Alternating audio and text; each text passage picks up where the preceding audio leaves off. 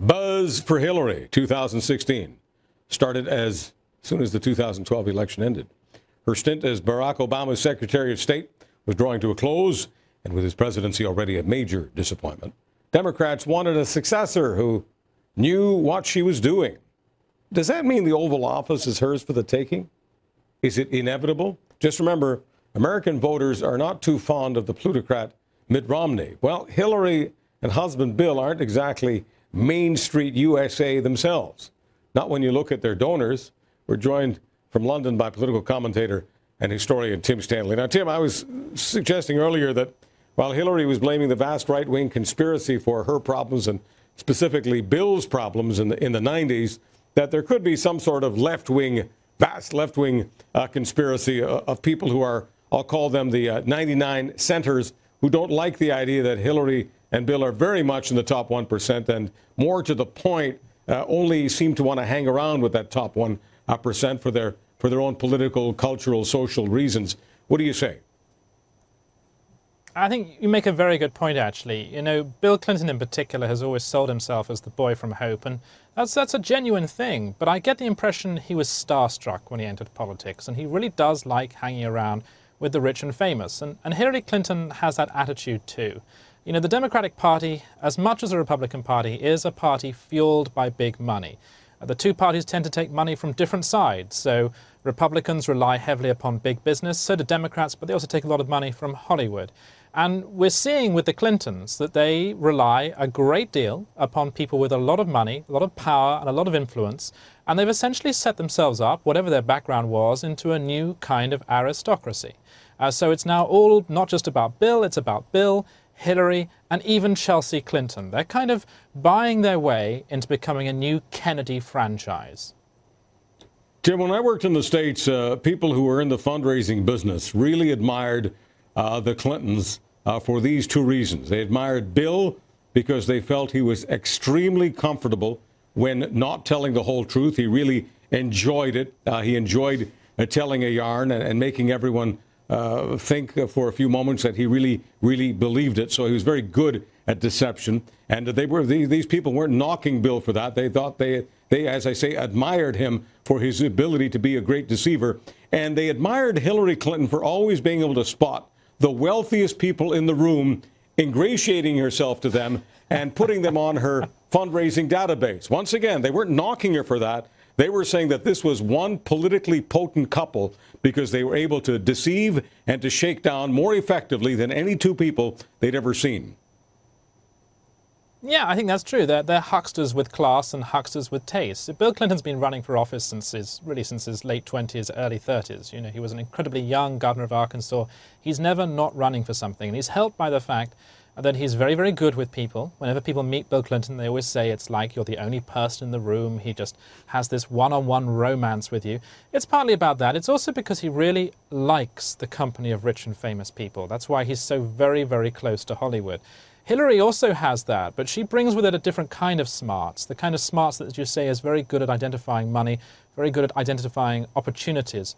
And yeah, we might regret the influence of that kind of money and that kind of power, but that's how you end up becoming a senator from New York. That's how you end up becoming a serious runner for the Democratic nomination.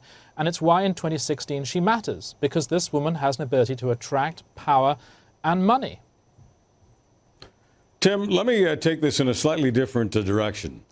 Is it possible that many Republicans, and I'm not talking about the Tea Party Republicans, I'm talking about the country club Republicans, that's still a significant segment of the Republican base.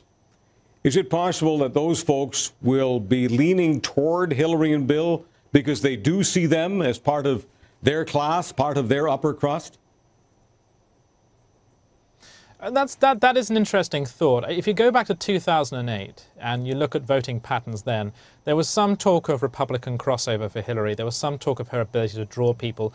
Although perversely in 2008, that was more of a blue-collar appeal because she was running against Obama and she reinvented herself, as Obama put it, as Annie Oakley with her guns. You know, they've got that chameleon effect. They can always be whatever they think the audience wants to hear. In 2016, will that happen? Maybe. Maybe if the Republicans field someone who is a little more blue-collar, a little more working class.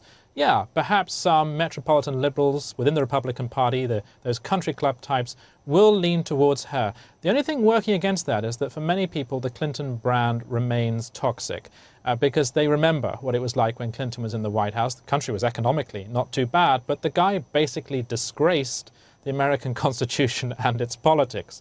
And I think a lot of people are still very nervous about the Clintons for exactly that reason. Let me ask you about a number, the 55% number. The Democratic candidates generally get about 55% of the women's vote. That's part of what makes it difficult for the Republicans to win, the so-called gender gap. Fine. Hillary Clinton isn't expected to get 55% of the women's vote because this would be truly historic, the first woman ever. She would likely get much more than 55%. So I want you to think about that for a moment and put it into your processor. If she gets much more than 55% of the women's vote, how can anybody beat her? Yeah. If only white men voted, there would never have been a Democratic president since 1964. The reason why Democrats win is because they cobble together this coalition of ethnic minorities, of the poor, and crucially of women. And that's why Barack Obama won 2012, because the election wasn't about jobs, the kind of things that you would hope people would vote on. No, it was about culture. And because the Democrats did a very good job of painting the Republicans as misogynists, which of course the Republicans didn't help with by making so many dumb comments about rape and abortion and all sorts of other issues. You're absolutely right. That in 2016 means that if Hillary runs, she has a natural pull, a magnetic pull upon women's votes, which is one reason why we shouldn't discount some of the female candidates for the nomination in 2016 on the Republican side. It's why we have to think again about people like Nikki Haley. It's why we may even have to revisit the ghost of Sarah Palin. Either way, the Republicans have got to do something to break that gender advantage that the Democrats have. And that's partly about advancing more women within the Republicans. It's also partly about making sure that they play the culture war smartly and don't say stupid things. Tim, about the New York Times, are they showing their colors here? Are they just sort of doing this particular column so that they can say down the road they really weren't on the Hillary Clinton bandwagon? They did do some stories and then decide they want to get that stuff out of the way early. I mean, where do you suspect the Times and other left-wing publications will be? Do you think they'll all be on board with Hillary the way they were with Obama? I think the New York Times ran this piece because it was too good to ignore. I mean, you've got a story here about America's most powerful family, maybe. You've got a story about the Clinton Foundation, which has this fantastic reputation. And then you discover that actually all is not well, that it's been losing money, that it's been used for self-promotion, and that it's been used in order to get a lot of business people access to power. I think the New York Times just couldn't overlook that.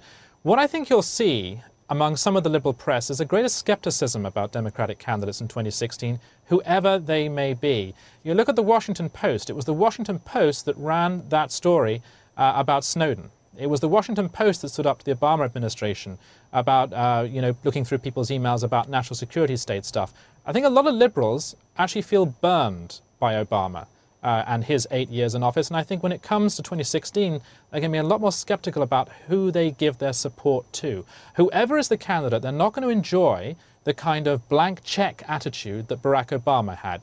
Whoever it is, they're going to be criticized by people from both sides. Tim Stanley, thank you very much. Always a pleasure. Historian, author Tim Stanley. He writes columns for The Telegraph. He's got some great books in them, many more to come.